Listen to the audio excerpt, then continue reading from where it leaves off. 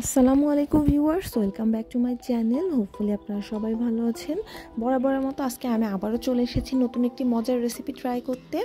আজকে আমি কচুর ডাঁটা চিংড়ি মাছ দিয়ে ঘন্ট করে দেখাবো। এখানে আমি কিছু কাবিল কচুর ডাঁটাকে কেটে নিয়েছি, এর মধ্যে দিয়ে দিচ্ছি পরিমাণ মতো লবণ এবং কাবিল কচুর ডাঁটাকে আমি একটু কড়াইয়ে চুলার উপর বসিয়ে দিয়েছি। 2টি বড় সাইজের পেঁয়াজ কুচি এবং কাঁচামরিচ ফালি আমি এর মধ্যে দিয়ে দিচ্ছি।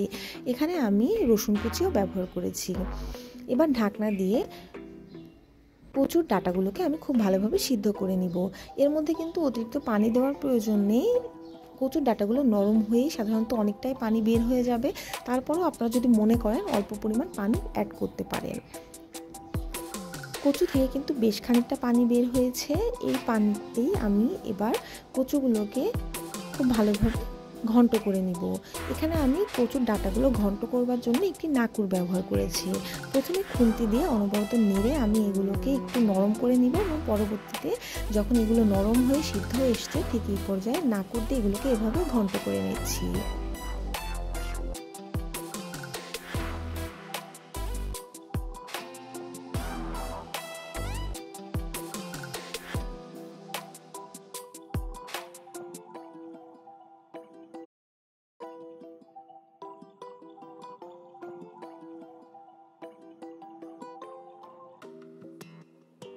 কচুর এই ঘন্টে দেওয়ার জন্য আমি এখানে হাফ চা চামচ আস্ত জিরাকে শুকনো খোলায় ভেজে গুঁড়ো করে নিচ্ছি।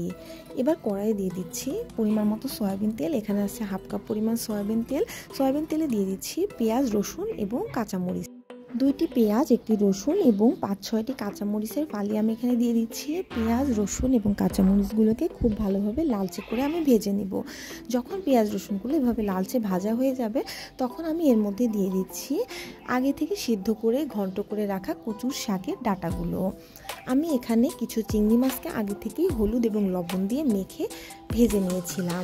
প্রথমে কচুর ডাঁটাগুলো দিয়ে আমি এর সাথে বাগার দিয়ে নিব। এই পর্যায়ে আমি এর মধ্যে দিয়ে দিব আগে থেকে ভেজে রাখা চিংড়ি মাছগুলো।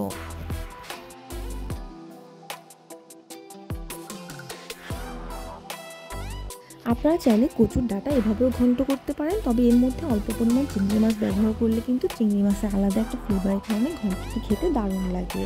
চিংড়ি মাছ দিয়ে আমি বেশিক্ষণ জাল করব না, 5 থেকে 6 মিনিট চুলার উপর মাঝারি আছে এভাবে নেড়ে দিয়ে আমি যখন এর ভেতরে থাকা পানিগুলো শুকিয়ে আসবে এবং ঘনত্ব আরও গাঢ় হয়ে আসবে তখন চুলা থেকে নামিয়ে নিয়েছি।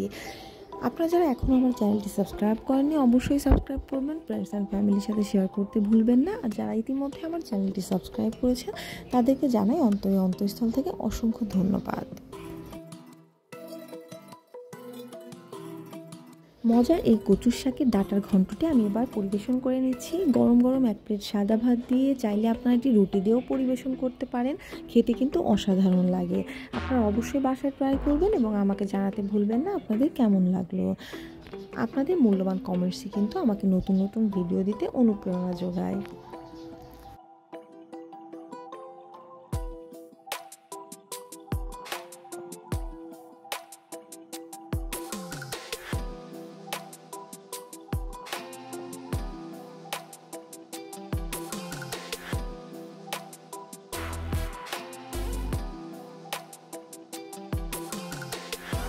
কচুর শাক এবং কচুর ডাঁটা কিন্তু আয়রন সমৃদ্ধ একটি সবজি। এটি কিন্তু আমাদের শরীরের জন্য অনেক উপকারী। আপনারা অবশ্যই এটি বেশি বেশি খাবেন, তাহলে আপনাদের শরীর সুস্থ এবং ভালো থাকবে। Thanks for watching my video.